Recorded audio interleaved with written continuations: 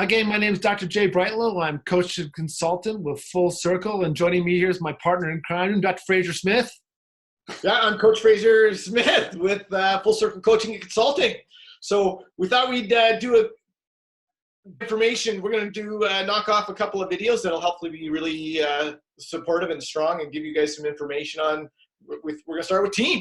So this is the first of a four-part series. We're going to cover team. We're going to cover systems. We're going to cover some practical tips that you can incorporate into your lives every day. And we're all going to incorporate that magical word that we all love to talk about, and that's time.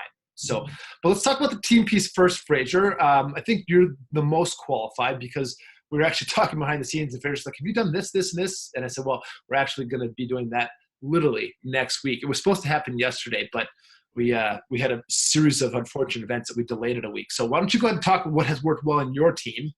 So big thing with team. I mean, I think probably the two pieces that probably made a huge impact on my team and cultural dynamics at the office. Number one, just really committing to values and our purpose and mission, which everybody hears, but the actual to do it and have everybody absolutely buy into your values, your mission, your purpose statement, which we have posted on the wall. Everybody buys in, and we recommit them to it all the time to make sure we're living in congruent with our value system when we walk our talk.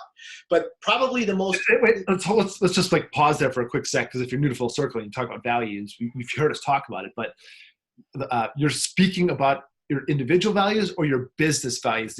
Business values. Okay, like the overall Smiths Falls Chiropractic, what we value as a team, and then saying individually, can you support this value? Exactly. And Jay, as you know, we've done this with Full Circle as well, right? Like Full Circle, we got core values. They're on their website, guys. Go check them out. We go through that whole process together, right? We all create, tweak them, adapt them, right, Jay? And we'll talk about that with the practical things that we can do on a regular basis. We'll talk about them on part 4. But just to be clear, we're talking about the business values and the team buying in and everybody saying, yeah, I'm down with that and I like that value and it's something I can get excited about. And then we hold each other accountable to making sure we live them.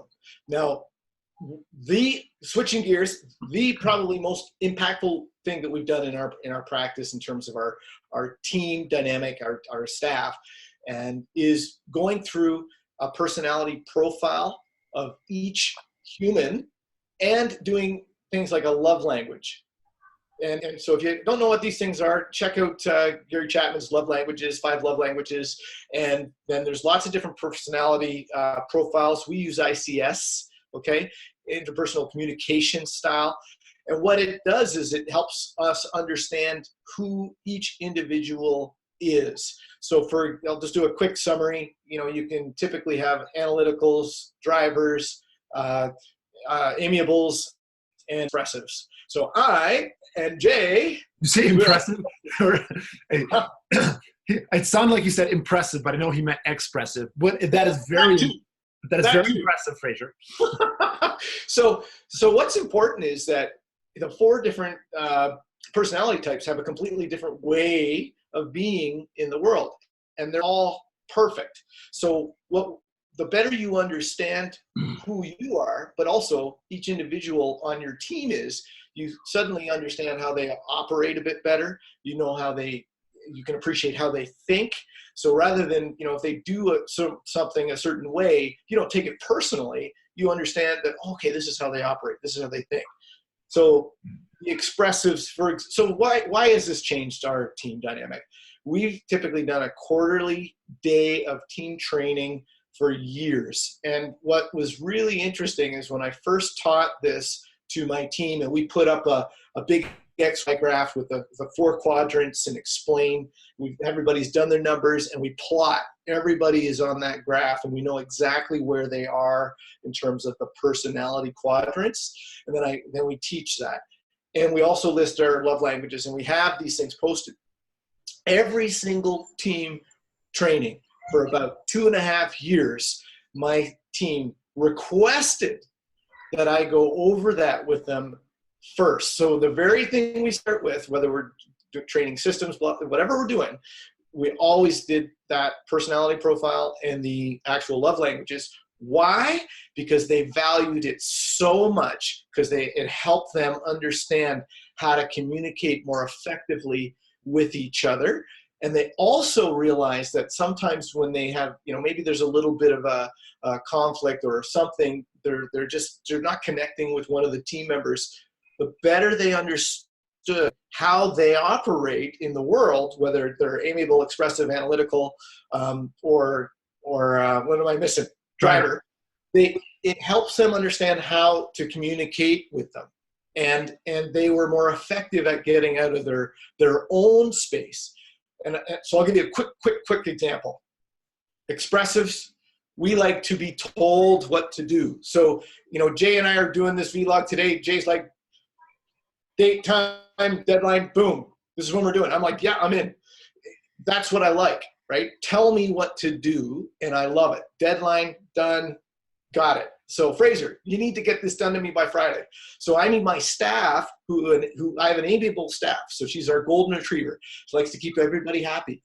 And she knows that her best way of being in the world is to be asked for her help, right? So we get the best out of her if we ask her, hey, I really need your help. Would you be able to maybe work on this so that we could have this done by Friday? Does that sound something you could handle? She'd be like, all right. That's like, it's too nippy. It's like, I need, so she needs to, we always tease her, she needs to be the bulldog. So she's got to get away from her golden retriever and be a bulldog and say, Fraser, you got to get this done by Friday. Got it? Capiche? And I'm like, whew, perfect. Love it. I love it. Right? Not wishy-washy, but that's how I am in the world. That's my expressive nature. I love deadline. Tell me. Boom. Yeah, if you ever struggle with being like, I'll just say it, being like if you ever are told, or if your staff makes you feel like you're an asshole, it's likely because you are just a driver, and you're telling people what you want, what you need by this time. And I tend to go into driver mode, especially at work. And my wife, who's going to be opposite quadrant as a golden retriever, as a people pleaser, actually just happened yesterday. And I was telling to her, and I thought, Christina, there's a woman in there who's pregnant and crying and emotional, and you need to go in there and do your thing and do your magic.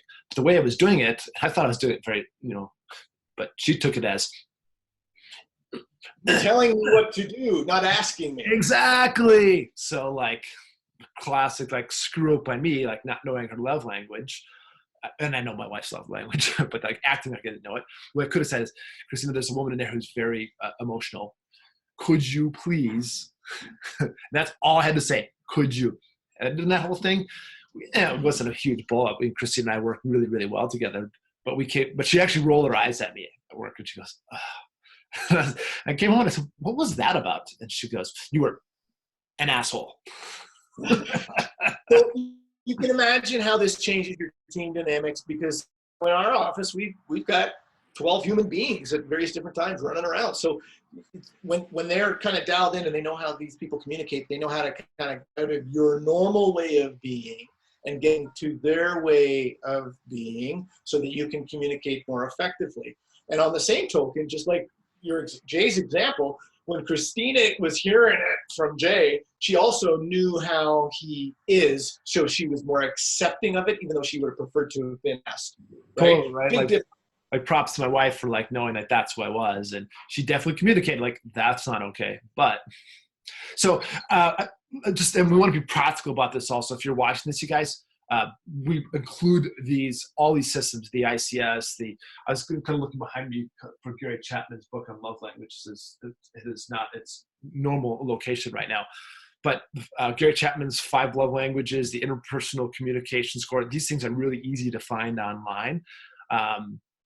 But it's included as part of your coaching also. So you can do Google search for some of these things with Gary Chapman stuff, or reach out to us also if you want some of these practical tools to look at personality profiles for your team. Any last things to add on Team Fraser? Very quickly, love languages. People always think, that's my intimate partner.